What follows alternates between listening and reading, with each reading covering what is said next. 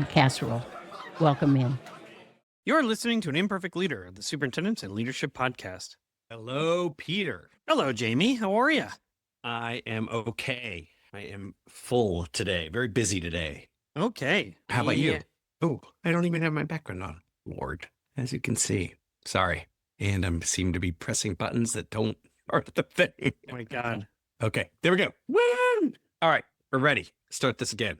How do you Try again. use these new fandangled technology things? I don't know. You tell me. Yeah. You that tell was me, last you week. young That was kid. AI last week. This week, it's microschools. And our guest is David K. Richards. And I really enjoyed learning about microschools. And I say at the end, so, you'll have to listen all the way to the end. But at the end, I actually say I have some new thinking on microschools and how they could complement public schools, charter schools, private schools, providing an alternative pathway or support for kids and families. And I don't know, it was new for me. I hadn't thought about it. And yeah, I don't know. I have a lot of questions after listening to the interview with David Richards. That the one I do want to open with, I think that might be interesting to some folks, is this idea, this statement he made about going to the best version of the factory model. And I thought that was a really interesting idea I agree. I think there are different versions. They're all the factory model, and different versions have probably what I would say is just more money than other versions of the factory model. And I got to go to one of the best versions of the factory model as well. It's so And I interesting. should Is it say- still a factory model if it's a radically different? I mean, he's talking about in some cases. No, I don't mean microschools. What I mean is what he comes from. Where he came yes, from, where sorry. you came from. I've been where I silent came because from. I've been trying to understand or remember. I was like, I don't remember him No, saying. I'll see if I right. can do that again. Yeah. I mean, I think I threw in there, hey, look, it's all tied to your socioeconomics. And, I think you have I to think that's- define what was a great school. Yeah, and I, as you know, in all of the school reform work that I've done, the factory model it's a norm. We don't change much. It's very difficult for the thing to change. To your point around, Well, status quo. we know how to define success. Yeah. When we say we got to play the game, then you need to know what the rules are. And if the model doesn't change, then everyone knows the rules. And Exactly. so what he's suggesting is, oh my God, we're jumping into it again. I keep doing that. Listen, I guess I wanted to propose it at the front end Yes. about this concept for folks, because the microschool model is not the factory model. And so I'm interested to know, listeners, what kind of model did you go through? Would you say it was a factory model? And by factory, to me, I'm talking specifically about high school, but it could have been elementary as well. There was I went through a 7-period day. I still work, obviously I'm working in schools all the time, constantly, and a 7 or 8 period day. Sometimes if you're on a block schedule, okay, there's 5. And then there's all those other crazy, rotating blocks and everything. But in essence, it's still a factory model. And I'd like to know what people think of that. Did it work for you? Did it not work for you? And I asked this question with a specific person in mind. I have a really good friend that, as you know, I have really good sets of friends from high school. And I remember railing on the public system at one point in some conversation. And he said, I thought our high school really worked well for me. And meaning he liked it. He really enjoyed it. And I really didn't have an answer for that. I was like, what? How is that possible? So is it factory model? Is it traditional model? Is it one size fits all model? Is that all the same term? Conveyor belt learning? Is it all the same term? You're talking about it worked for my and I thrived in the system. I thrived. And so I look back on it and see who didn't. I look back on it and realize who was in my classes. What did we all look like, and what track were we on? And yet, when you went to the cafeteria, it looked radically different. And so, what happened? So the model was a very traditional one that had been there since my mother went to that high school. So exactly, she make understood. this joke in fact, front of groups one of the all French time. teachers my brother had was my mother's French teacher. So you think, oh my, wow. That's, I mean, I guess we could only dream of that kind of lack of turnover, right? At the moment, everybody's, we can't find a French teacher. I'm like, there used to be one who was here for 40 years. That's right. All right. So how about this? Funny.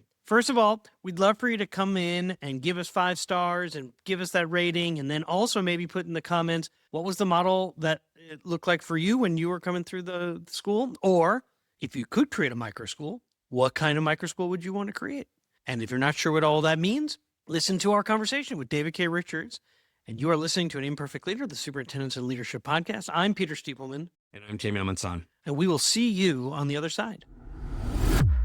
Today on An Imperfect Leader, our guest is David K. Richards. Now, David is a nationally recognized education leader. He's an innovator, and he's the founder and CEO of Changemaker MicroSchools and the host of the Changemaker EDU podcast. David, welcome to An Imperfect Leader. Thank you so much for having me. I'm so thrilled to meet you. I think this is going to be fun because, every opportunity I have to talk with someone who's also doing education podcasts is really a thrill. I'm hoping we can talk about your podcast here in a second, but first, if it's okay, I'd love to learn a little bit more about Changemaker MicroSchools. And I think about your work, and it is deeply rooted in this concept of love-based microschools. I've heard you talk about your nephew and creating a school for people like your sister, working class families. And I imagine that's where putting mind, body, and soul, MBS, at the heart of learning, that's where it all came from. So here's my question, because after listening to you talk about it, it really does sound, it's very personal to you. Tell us about Changemaker MicroSchools and the differences that you see in learners and in communities engaged with this model.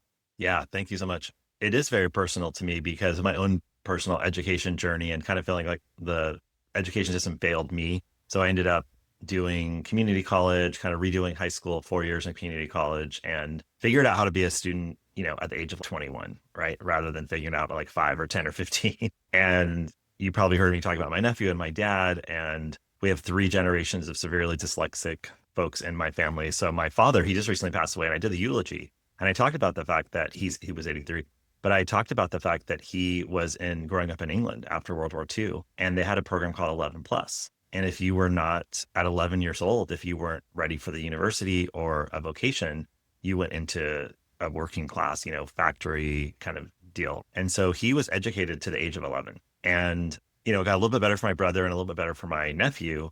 But I really believe that we have to really see kids for who they are and what they can bring. And, you'll talk to somebody like Richard Branson, who's also dyslexic, and he'll talk about how the school system was not good for him, but he was able to be so creative and see things out of the box, which is his genius, right? So we envision Changemaker MicroSchools as a place where you have this intimacy of a small micro school, which can be anywhere from 5 to 150 students. And you're able, because of the infrastructure of the microschool, you're able to see each child for who they are and what their inner genius is. And so I wish that I had gotten my K through 12 experience.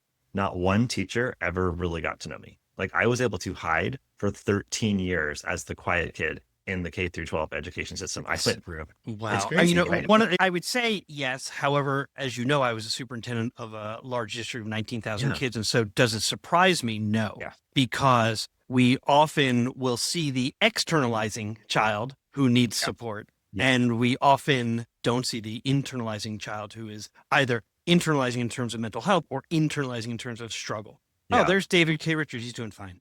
He's polite, he's sweet, he seems to have friends out there. And so I'm not that worried about him. And then we do a 10-minute speed dating for parent-teacher conferences, and they say, oh, David is just so lovely. Oh, and here's something he did in art class. And, oh, he said something the other day that just made me smile. What a sweet kid.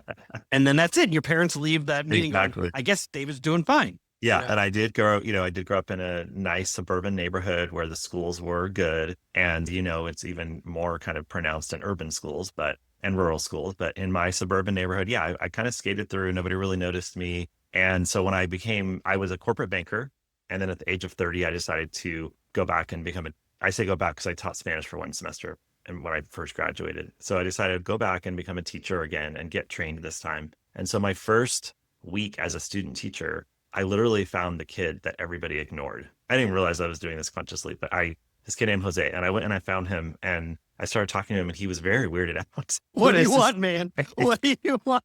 And then I got to know him. I figured out how to do this. And I got to know him for my adolescent development course. I wrote this whole, 100-page case study on him. I got to know this kid inside and out. I went to his parents' house. And the first week when I did the positive phone call home, and I called his family, and they were Spanish speaking. I speak Spanish, so I was able to communicate. And they're like, who's this guy speaking Spanish with his kind of gringo accent. But they appreciated it. And so they were absolutely, and he was in, I think, 10th or 10th grade. They were absolutely shocked that somebody was calling them. And I'm like, this kid is on the same trajectory as me. No one's ever going to notice him. Yeah. And so that's why I love the beauty of microschools, because wherever you're at, it's going to be hard for you to not get noticed. And it's going to be hard for, if you get a group of adults together and you include families, you don't push families out, you actually include them in the school, you're going to be able to really create an environment. And this is what we do in our microschools, where the kids are so seen and heard and loved.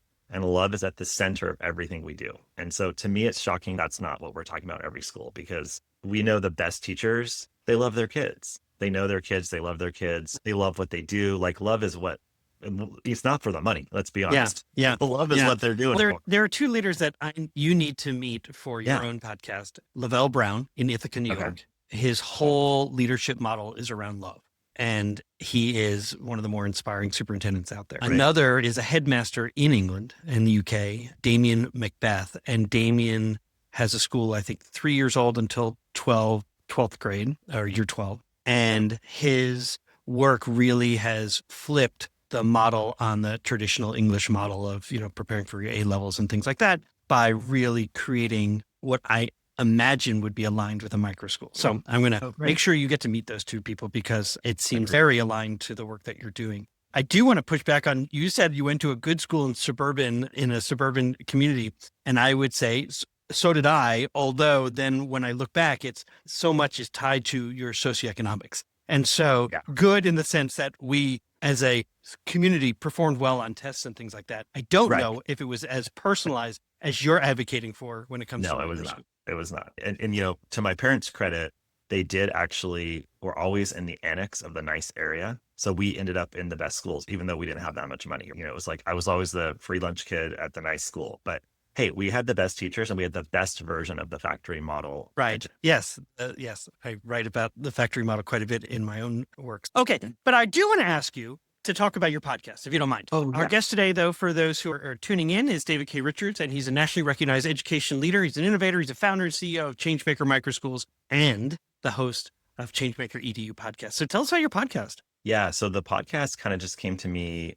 I thought, you know what? I've always wanted to create change in education. That's what I've been doing for the last 25 years. I thought, what if we just created a podcast where I just talk to people about what's your passion?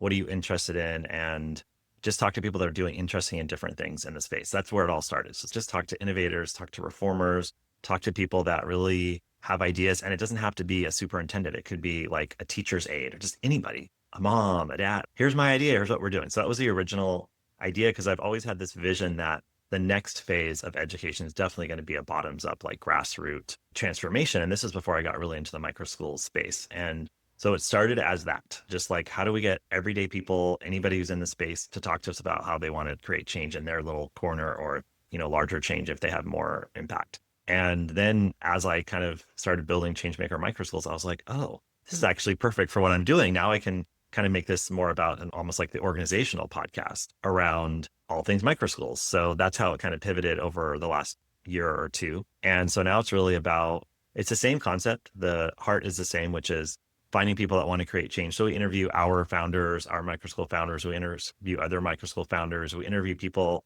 just really great ideas about microschools and reform in general. And it's, as you know, it's so much fun because you learn so much as a podcast host. You just get to have these great conversations with people, and your thinking is pushed, and you get new ideas, and you meet all these cool people. I'm ready to be a superintendent again, in the sense that I'm like, oh, I could have done this a lot better after having talked to all these people, because it's a kind of a lonely job. I imagine being the founder of a Changemaker or a microschool can be lonely. While you have so much support, you're still trying to figure things out. And so having this network is so important. I'm kind of interested. Have you seen examples where a traditional public school leader, a superintendent, has welcomed a microschool within their own system to try something different? Great question. So currently 80% of microschools are private tuition microschools. And there's a National Microschooling Center that does a report every year. And I think that number is going to keep going down. It's going to start going, it's going to be like 40, 30, 50, 30, 40, 50 over the next few years. I don't know a district, so 20% are district schools and charter schools. And I don't know if it's equal to 10-10, but basically it's a small number that are like public microschools right now, but there's a big push for more public microschools. And then the ones that are tuition based, a lot of them, I think a large percentage, like 60%, get some sort of like voucher education savings account funding, but they're not, full publicly funded like Yeah. charter schools or district schools. Yeah. But I was gonna say there is a friend of mine who started Purdue Polytechnic, which is a charter school. And I want to say his model is it's a 9 through 12, and it has about 600 kids, 500 to 600 kids. And he decided about 3 or 4 years ago that he was going to create a micro school for the kids that were struggling the most. He already works in urban Indianapolis, and it's a personalized learning model, project-based. It's like a really cool, innovative school. But he noticed that there was a subset of kids that were really struggling.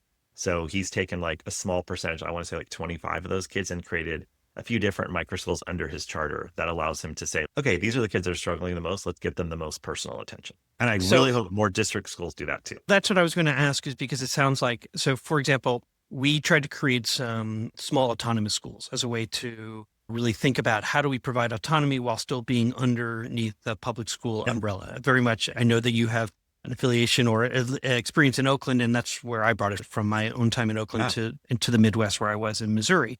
And then, so we did that with 2 schools. And then we wanted to create a Montessori preschool that became like a public-private partnership. So it was within the public school, but it was tuition-based for 10 kids. And then 10 kids who lived in public housing were able to come at no cost. And then we were able to create what I imagine aligns with a microschool concept.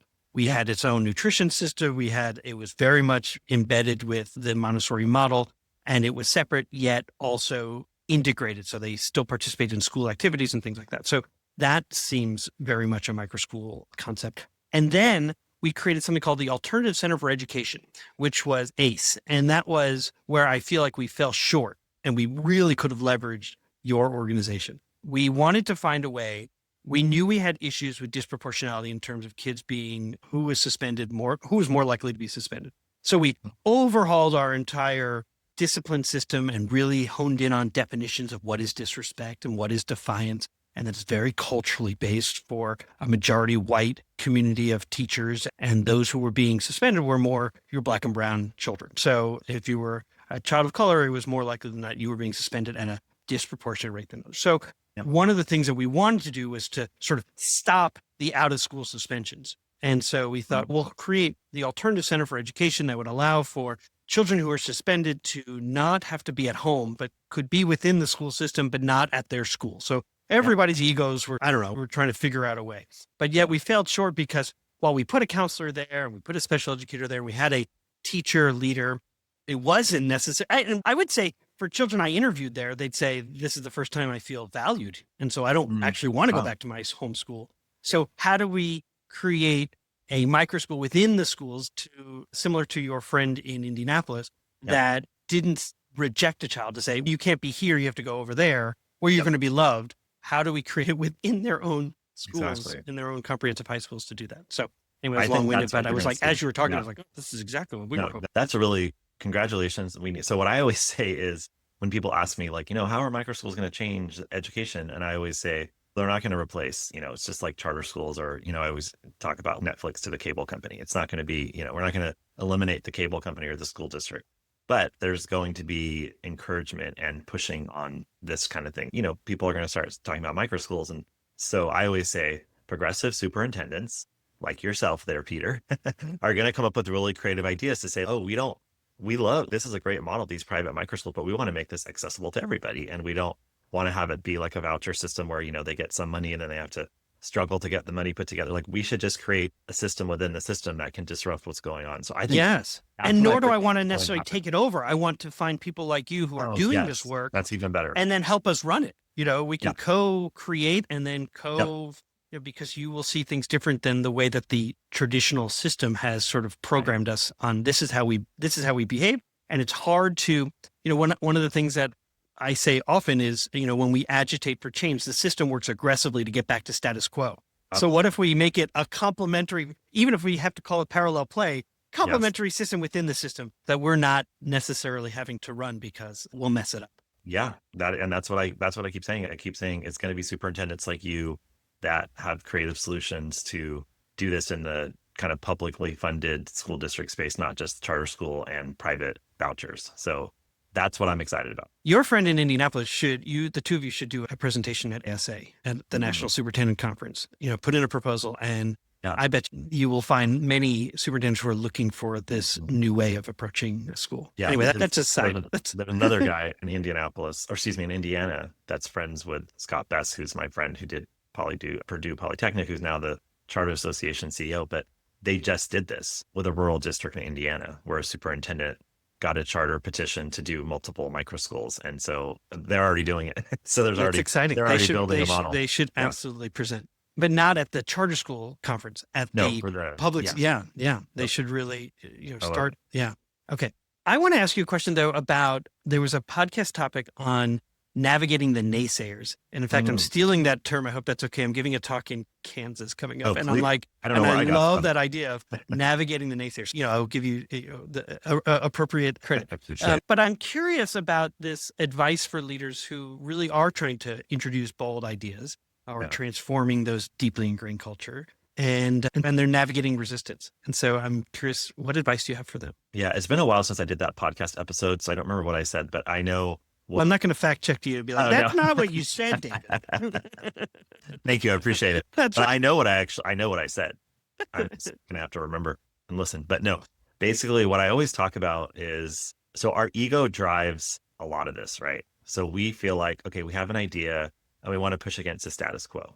And so years ago, when I was kind of coming up with one of my taglines, I came up with the tagline of disrupting with love, because I feel like we want to fight, we want to push. And like you were saying, even having something that's the status quo is going to fight really hard to maintain the status quo.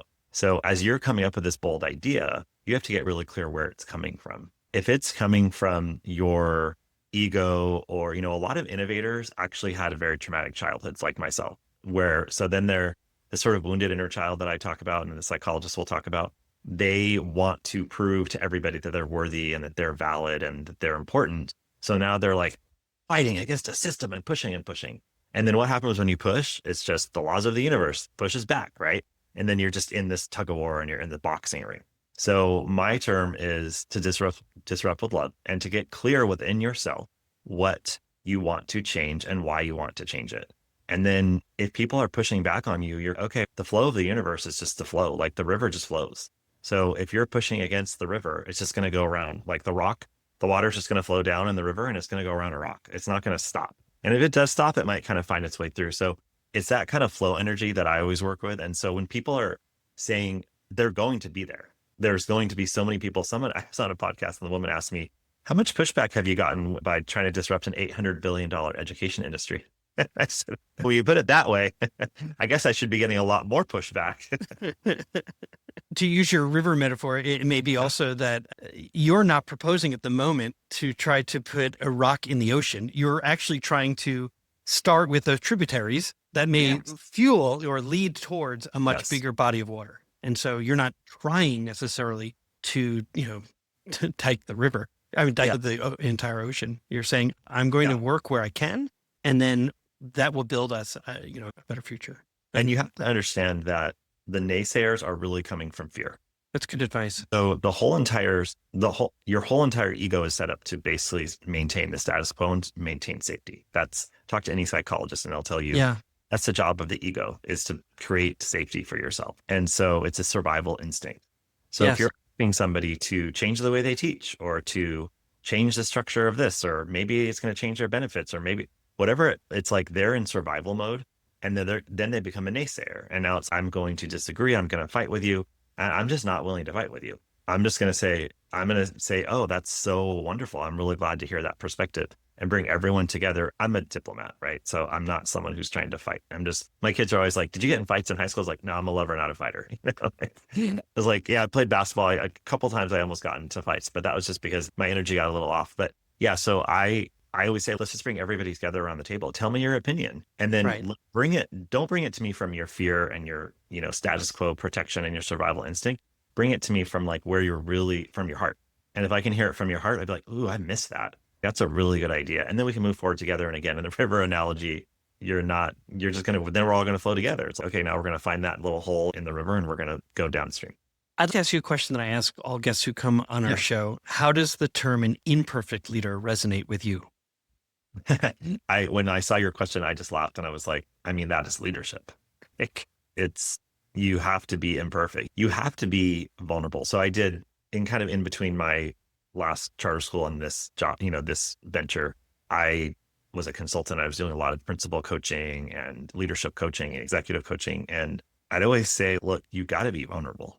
We would sit in a coaching session. I'd say, people are there. My team's not listening and nobody's really leading with their heart. And they would make all these projections, right? Like, no. And I said, have you gone up there and said, this is why I care about this. This is why, and maybe even got emotional a little bit, because once you do that, then everybody on the team will be like, oh, we have permission to be vulnerable and to be real, to be imperfect. And so they'd always come back and be like, that was the best meeting we ever had. I was actually vulnerable. I didn't have to play that game. And, the leader has to be perfect. And when I would coach a brand new principal, I would say, when someone comes to you and asks you a question, say, I don't know. I don't know the answer, because you've been a principal for 3 months, 6 months, 9 months. You don't know anything. So we've been taught that you have to pretend like you know everything.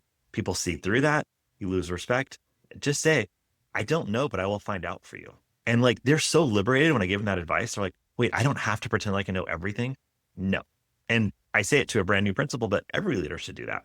I'm not sure. I'm not going to lie to you right now and make something up to make myself look like I know what I'm talking about. I'm going to tell you, I'm not sure, but I'll find out for you.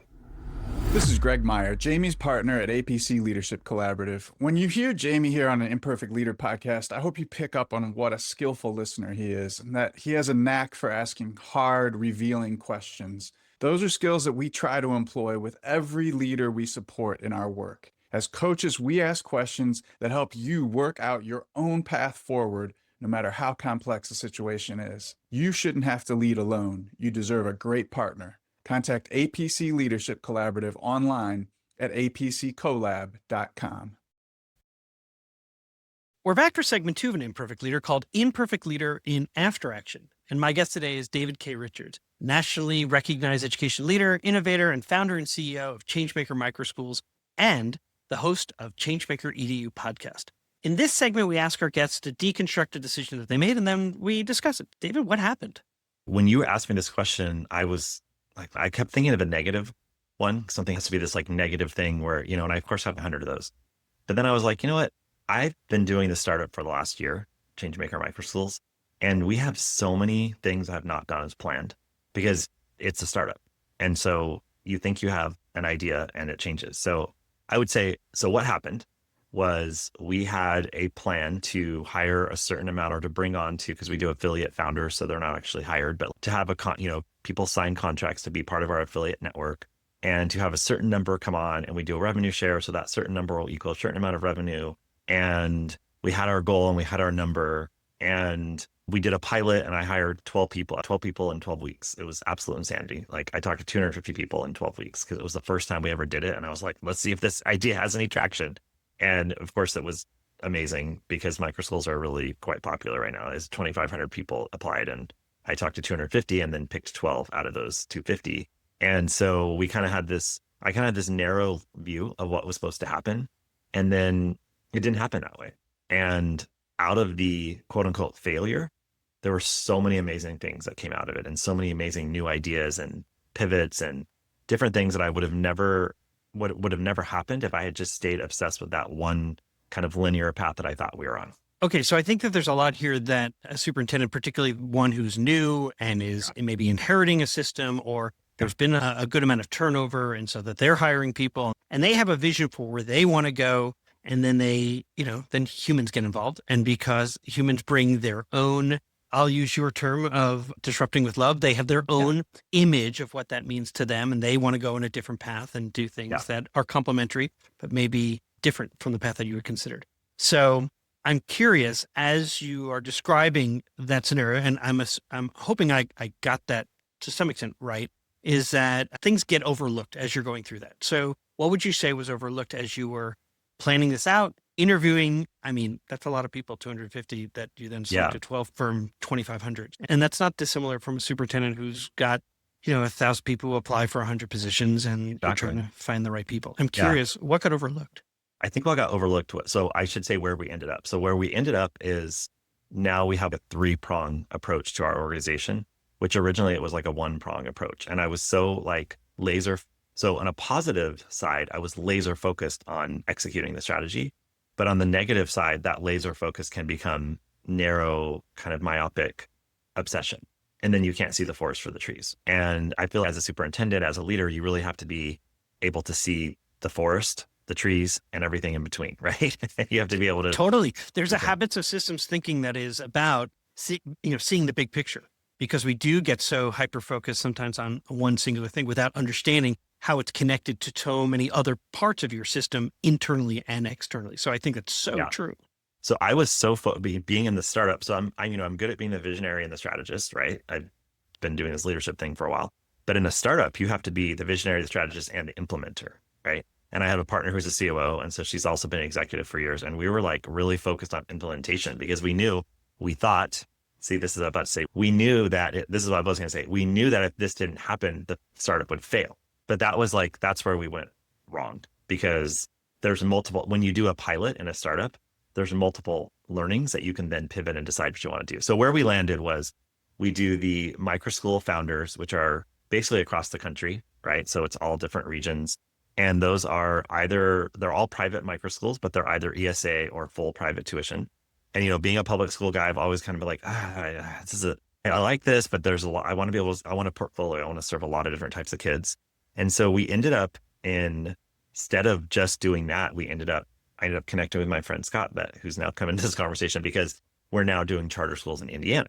We're doing charter microschools in Indiana. And out of that, we also are building an innovation hub for microschools. So none of those things were on my list a year ago. It was like, find these founders, get them trained up, open the schools, have the revenue share, get paid, and have great schools, and then keep doing that every year. And that was the kind of Rinse and repeat. rinse and repeat. So what got overlooked was just being so stuck on that limited view that I saw myself in the vortex. And so I had this sort of intuitive feeling where I was like, you got to get out of the vortex, because you're really good at implementation, but there's not balance in your life right now. You're too far down the implementation path and you're not seeing the whole picture. So I took myself out by leveraging my relationships. And that's my next question. I want to know about the relationships you made, or what you learn about relationships through this process. Yeah. So you had mentioned it, it's lonely at times to be a leader, pretty much all the time. And so unless you have the right people, right? So I was like, let me just reach out to my friend who's a funder now. Let me reach out to my friend who is, doing this. Let me reach out. So I just started reaching out to kind of like my trusted advisors. They're all informal, and some of them I hadn't talked to for like 5 years. And I just it was just intuitive. Oh, who should I reach out to? Peter, you might be somebody I reach out to, right? So I had a conversation with Peter. He seems like the type of guy that we should have virtual coffee with, and we should just talk about, what's going on and just see what he thinks. So I'd love it. Yeah, it's just like you kind of get a vibe from somebody. I'm like, let me talk to a Peter. Let me talk to this person. So I just started reaching out to 5 or 6 of them. And then through that process, I was able to be really honest, because these are long-term relationships that we've cultivated over years, and people I really trust and respect, and start talking about what was going on.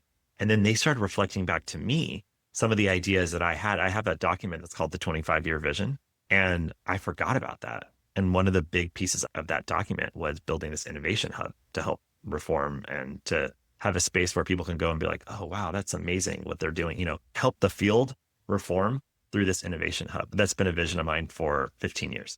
I love it. I mean, serving as a convener, particularly when you talk about the loneliness of leadership, is that you often forget that you don't need, that's a choice to be alone. And that there are other people who are walking in similar shoes that you can reach out to and be a part of. So I think this relationship piece, I'm really grateful for that reflection, because I think often we just forget to reach out to even the neighbor, the superintendent next door or a state over, who's just trying something different and new and can learn from you and you from them. And like, I actually got out of just the education space. I talked to my friend who's a designer in Silicon Valley. I talked to my other friend who's an entrepreneur. I just started asking, and then you just start talking. And then all of a sudden it got me out of the vortex. And then they started reflecting back, oh, why don't you do this venture studio? What's a venture studio? I'm like, I'm not doing that. But you're talking about my innovation hub idea. Oh, I forgot about that. And then, and then someone said, have you thought about really like maybe focusing on one region? And I'm like, we do have 5 founders right now that are on the board, either in Indiana or in Ohio, or on the border of Indiana and Ohio. And now let me reach out to my friends in Indiana and ask them what they think about charter schools there, and it just all kind of unfolded, and like everything inside of me shifted. Yeah. Because I was not so obsessed with, I have to get this many founders and this many people, or my wife is going to divorce me, right? Because I have no income coming in. And that's real, right? When you're an entrepreneur, that's real. And like half of zero, I'm out. No, I was so nervous about that I wasn't kind of doing my normal kind of big picture creative leadership self was put to rest. And then I was able to revive it through, and I always hear stories about the ideas that come out of the problems. Like I remember there was the match school in Boston, and we would do the Harvard case studies as part of my leadership training years ago. And that was a case study because they had like a fourth or fifth floor at the match school in Boston, like 25 years ago. And essentially they were like running out of money and they didn't know what to do. And everybody was stressing out. And then somebody was like, we need some money. What if we just get a bunch of like college students in here? We're in Boston and there's 10 universities within 5 miles. What if we bring some college students? And so they ended up developing this like nationally recognized residency program where college students would live there on this fourth or fifth floor, tutor the low income kids. So all of a sudden they were getting like one-on-one tutors. Everybody wins, and now it's become a national program. And they only had that idea because they were literally out of money. And so you hear these stories all the time, which is why I love these series of questions you have. I really appreciate that because, typically when we get to that last question of, so what was something that was good that came out of this, usually is a reflection or a realization that I had to go through that to get to where I am now to make better choices in the future. And so we joke that there is a difference between imperfect and incompetent. Incompetent just keeps doing the same thing over and over and maybe think that there's something going to be different. So incompetent or insanity. Yeah, exactly. Imperfect says, I have a lot to learn by embracing my vulnerability. What do you think was something that you could have done differently as you were? And sometimes it's different from what got overlooked. So sometimes it's the same. Sometimes it's different because overlooked can be the system. Like there was something in the system that got overlooked, and differently is a personal choice. What was something that I could have done differently? Yeah. So I always talk about leadership as being an inside out process. And so for me, what I would do differently is I would have followed my intuition more and kind of stayed a little more quiet instead of getting into all the noise of execution, just even the way, that's how I feel versus, I wonder what could happen if I just opened up, going back to the river analogy. It's like when you didn't know that this was going to happen, the only way is through, right? So instead of trying to go around it or avoid it or keep doing the same thing, like you were saying, if I could have just been a little more open to all the opportunities and then seeing the reality, okay? Because there was reality that we had the first 5 offers say no. And last year, everybody except for like 2 people said yes. So that threw me off. And I was like, and then another 4 were just like waiting. And I'm like, what are they waiting for? Last year's, so I was basing what happened last year on what would happen this time. And I wasn't really, what is it? Good to Great says, confront the brutal facts. I wasn't confronting the brutal facts because I had a strategy and I had an implementation that I was doing. And let's wait. Okay, but hold on. You're supposed to get to X number of founders. And the first 9 have not said yes. And you've been doing this for 4 months. And so it was like that moment of freak out of, oh gosh, like this whole thing might fall apart. Which again is not true, but that's where we go. And then I realized, oh, wait a minute, maybe there's a different way of doing this. Maybe it's not supposed to be exactly the way I thought. It just kind of opened up. And so I really recommend people find times to get clear, to get quiet as a leader, to calm yourself down. And, whatever your practices are, if it's meditation or going for a walk or just finding that time to take a break. Because we preach the whole like focus on important, not urgent, and think of the strategy and the vision. But do you actually... You say that in such an urgent tone. Ironically. I say it with an urgent tone because do we actually preach as leadership coaches or people that talk about leadership development? Do we say, find time to be quiet and to, get quiet time in the morning or take time, take a long lunch? Like you never really hear people talking about that. But that's the place where all the ideas come from. And that's where the freedom comes from. And that's where the epiphanies come from. And I don't know if I hear that as much in the leadership development space. I totally agree. In the end, although you've talked a bit about this, but what would you say was something that was good that came out of this situation? Yeah, I never really chased money because I think chasing money is not smart because then you end up compromising. Not always, but you can end up compromising your values. So what came out of this that was really good is one of the problems that we're seeing is we're trying to have a teacher become an entrepreneur. And so if you're talking about having them enroll kids in a private microschool, that's a big jump for a teacher. They've never asked anybody for money. They don't feel comfortable selling something. And now you're asking them to sell like a $10,000, $12,000, $13,000 tuition to a family. You're asking them to be a private school salesperson. And that was really hard for a lot of our founders. And so what good came out of this is now we have a charter option in a space where I have a really good network of friends.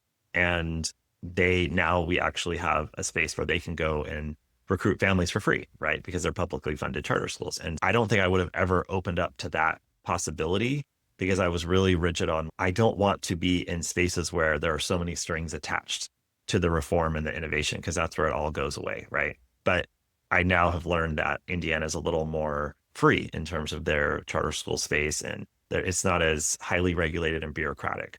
And so we're like, cool, let's go play in Indiana and let's see what happens. And so that happened. And then the other piece is now realizing that because we're doing this innovation hub, so now we have funding coming from the students for the per pupil funding. There's a whole ecosystem of charter school funding in Indiana that we can access. And now there's a whole bunch of people, like I've been talking to my funder friends, like, oh, you got to talk to this person. So now there's sort of this nice momentum building around fundraising for the innovation hub. So all of this came out of me getting out of seeing the forest for the trees and just trying to look at something differently and see what are the things I can't even see yet that could be possible with this vision. I love it. I will tell you something that is good that came out of this conversation is you've helped sort of shift my thinking about charter schools. And that's because I was in a state that only allowed them in 2 metropolitan areas, St. Louis and Kansas City. They were woefully, I thought, unsuccessful. And so there became a real challenge for us to think about them as promising in any way. And I will say, I met Matt Hornbeck in Maryland. He's in Baltimore, Maryland. He runs a charter school. He's a principal, and they are doing marvelous things. And he's very clear on, this is a public charter school and we're doing it the right way. And now meeting you today has really inspired me to think about how you can leverage an existing structure and tool and use it for a really innovative and promising way to support children who may have been overlooked or are looking for an alternative that is just different from, as you said, public schools will always exist. And yet here's an alternative that can maybe meet the needs of a child, particularly if it's disrupting with love. So I want to thank you, David K. Richards, nationally recognized education leader, innovator, founder, and CEO of Changemaker MicroSchools, the host of the Changemaker EDU podcast. Thank you so much for being on the show. Thank you for having me. It was a great conversation. I really loved it. I mean, the last thing I will say is I took away a couple of things as I was writing notes was, be really clear, execute with I wonder as your default, as opposed to I need to do this, but rather really opening up for, and then be focused. That's, you do need focus, sure. But be willing to lead with I wonder. And I love the thinking for any leader who is either leading in a public or private space is being really clear on why you care about it, because that will come through, but also why others should care, because then they'll follow. So where's it coming from, I guess, is as you said. Yep. So thank you again, really, truly. Thank you. Thank you. Okay, we are back. All right. I'm really interested to know what you thought, because I actually, one of my assistant superintendents, she has retired from the school district and also has now started a micro school and is now representing her state as the micro school ambassador. I didn't know that until recent conversations with her. And I was like, so she knows what's going on. Fascinating. I mean, this is my very first question to you as I listened to them. I listened to the two of you. Actually, I'm going to flip it. I had an order of this. I'm flipping the questions. The first question I'm going to ask is, why did ACE fall short in Missouri? Oh, I'd say in our community. So the Alternative Center for Education, right? I don't know. I mean, Missouri, I don't know, but my town. No, I meant for you. Yeah, I would say, so here was the issue, is that it was in an alternative site that was well away from the 3 comprehensive high schools and the alternative high school. And so really what you had was this center that was certainly meeting the needs of kids while they were there. It was having a really hard time getting anyone at the high schools to pay attention. They were just happy the kids weren't there, as opposed to really thinking about how do we stitch together. Okay, so the child can't be at school at the moment. They've got this access to a counselor and special education if that's necessary, a classroom teacher, and kids felt so connected to ACE. They didn't want to go back to their schools where they were not valued or honored. And so how could we have done that in a better way? I'm not sure, but I think that's where I'd say, I don't know if it failed. It just didn't fully meet the expectation we had, which was, okay, you can't be at school, but you can have this alternative site, and then you'll make a smooth transition back to school. And that's not what was happening. Okay, can I ask a follow-up to that particular experience? And I only asked because the first question I had that linked to this question around ACE was, what's a micro school? besides numbers, numbers I got, and you and I both are Oakland people, so I have some experience with the small schools effort. That's how I became a coach, was through doing work around small autonomous schools across the nation, and I've got a bunch of stories around that.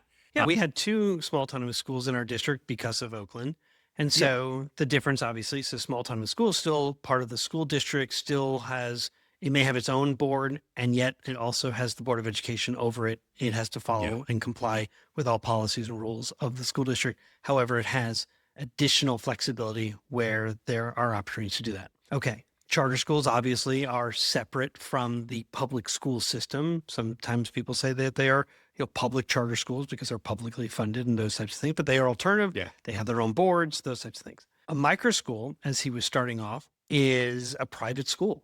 It is parents pay tuition. A teacher who has left the public schools is encouraged and trained and supported through David K. Richards' microschool Changemaker folks so that they can run a successful school. He has found that there's an opportunity in Indiana that allows them to leverage or access some of those public funds to allow someone to also run an independent school, a micro school based on maybe a theme or support, but it is smaller in numbers, although he referenced, some larger schools. I mean, not massively large, but larger than I would have thought. That's what I wish I wish I'd heard a little bit more of. I wish I had heard a little bit more about what makes a micro school special. Rather, it was I think there's no red tape, or Yeah. there's always going to be red tape, but but you get to start with what is it that you want. So similar to a charter in the sense that you get to dream, what do we want to create together? And then you do it. And in this sense, initially parents are paying tuition to make it work. So there's But you probably have questions like like accreditation and all those types of things. And that's the red tape stuff. Like I'm not worried about I don't that. I'm more understand that. interested. I am interested in the leverage point or the benefit you get as a result of the smallness and what you can do with that. How does that manifest for people? What does I the would teacher... say, I can't speak for him. I would say, though, if I were in his shoes and I were starting a micro school, I'd say you have permission to dream, you have permission to be curious, and you have permission to build meaningful, personalized learning experiences for kids. And that is not always possible in the juggernaut that is large public Agreed. institutions like the public schools today. And he noted, right, they're not going out of business. They're not going anywhere. There are some children who need a different experience. And that can fill that gap. It has my brain jumping around. This is back to the post-it with Peter and Jamie. I wish. Why didn't you ask about how this That's manifests? interesting. What is it like for teachers? And what do they say they love about it? What do they say they miss? I mean, you and I both were in Oakland. We were both coaching, or I was coaching in and supporting multiple principals in small autonomous schools. And everything you just said was true. One of the times toward the end of the small schools effort, which was basically funding running out, one of the big high schools that I was partnered with, not in Oakland, but in a different place, decided to eliminate the 3 autonomous schools they had and recombine back to one large comprehensive high school. And so I got to go to that place and interview with a bunch of people. We interviewed parents and staff and students, and everyone did listening groups, and then we wrote a report. And the purpose was like, so what do you hope to get out of this? What is the thing that you didn't have when we were small? And what did you love about small that will go away? Those kind of questions. And the strongest answer that we had more than anything else was, when we were big, we had pep rallies. We had a football team. We had these sort of collective identity spaces that the small school didn't provide, that there was individual attention, more individual attention as a result of the small schools, but less collective identity. And I thought that was a really fascinating, I mean, pep rallies or not, they described it as pep rallies, but they were searching for this connectedness. I mean, if they missed pep rallies, they were like, we missed a traditional model. And yet I would argue then potentially that they could have done a better job of creating that sense of belonging and identity in their small schools. And then why couldn't they have combined for those larger elements that they wanted to see? Why couldn't they have combined their schools to create a football team? Why couldn't they have combined their schools for the school plays, so that you had more talent, a deeper pool? I mean, I have it all. I have no idea. There's a bunch of answers. There's a bunch of answers that go with that. Like, I know. I'm that just are, like, that are silly. They're all silly answers in relation to the concept of adaptive They and thought that they technical had leadership. a bigger identity, a stronger identity when they were larger. They were once comprehensive, and now they're not. Now, with that said, all of what you said is true. This is why I was so riveted by this idea of the concept of micro, the word micro, and he said 5 kids. And my head went instantly to homeschooling. That's what my head went to. And I'm like, fascinating. What does that look like? What is that like? And I didn't hear enough of that. Yeah. Didn't Well, hear my enough former of the colleague, stuff. I said something like 5 to 15. She says, we're up to 125. And so I thought, that's a school that has lots of options. They have 1 class per grade. Yeah. It does make me want to go to Indiana, because he said there's a rural district where they're doing it. And I'm like, oh, that'd be fun. We should go see it. When we finally do our tours, that might be a stop along the tour, is to go check out these micro schools in Indiana. Oh my God. Yeah. Imperfect Leader bus. Yeah, let's do it. Let's do Yes. it. And then I kind of want to go see a game in Notre Dame. Well, we're in Indiana. A micro school field trip. Yes, for sure. As a Catholic, I think you have to see Touchdown Jesus at some point. I'm really interested in that. I had another thing that stood out. If you want me to share it out, unless you have you want to go a different direction. Well, I don't know what you're going to share. I know, but I'm interested if there's something you No, want to bring up. There's something that he said that I've been carrying as a real inspiration, thinking I love to use metaphor when working with leaders. And he talked about like river. water, the running water, and everybody sort of follows. So naysayers sort of follow the same path.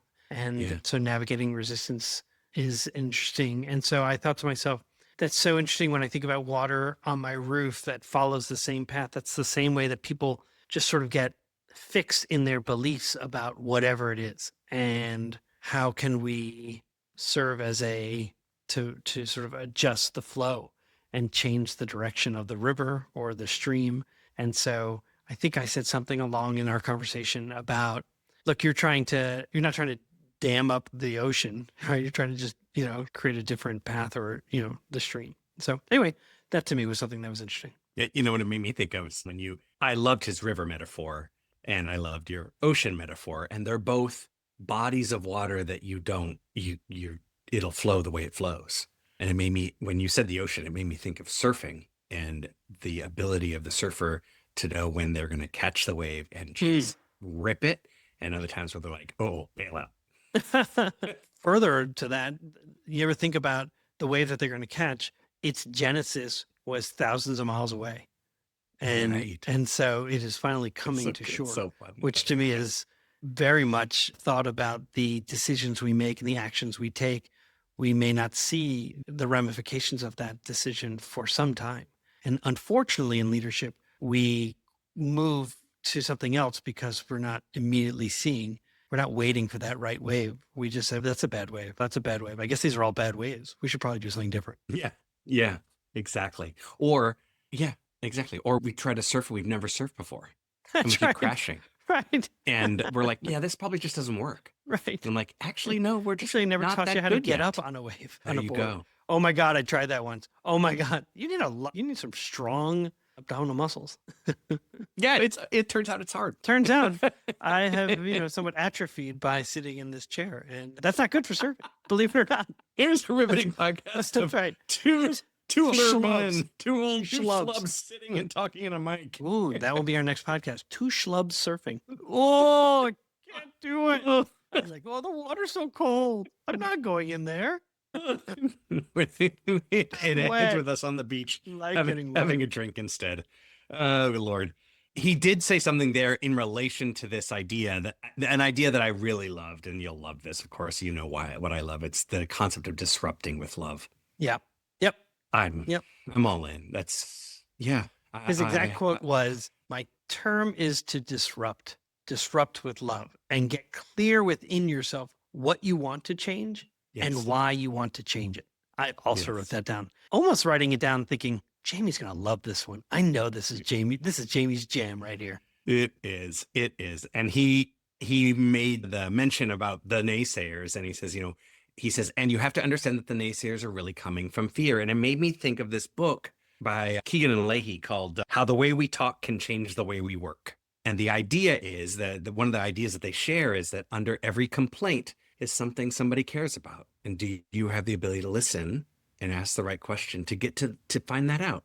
It can be hard, but It's so good. yeah, man, that's what the loud complaining is.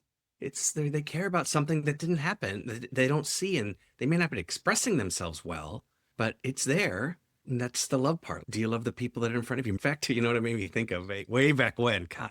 And you mentioned LaBelle Brown. So I can't remember. It's one of those podcasts that we talked about, but the chicken lady. It made me. it made me First of think all, the you're a chicken. lady. Oh, no, she said, first of all, I divorced you. Second of all, you're a chicken. And then put on a chicken head. Yeah, that's good. Good stuff. The chicken My lady. favorite that was in the background was my head of HR and the union rep both like just had their heads down with wearing their masks. Like, what on earth is going on? He made me sit up here front and center on these. Oh my gosh, that's so funny. Listen, Good stuff. I really enjoyed this conversation. I hope, in fact, I was on David K. Richards' podcast, and Oh. I'll post that. I was on a week ago, and so I wanted to make sure that we coincided or coordinated so that he would release at a similar time. And so I get to talk a little bit about our work, and in this case, he was talking about his. And so perhaps through the two of them, you'll get an even clearer sense of what microschools are all about. Can I end on one other thing he said that I also really liked and it resonated with me? Is that all right? You usually say yes.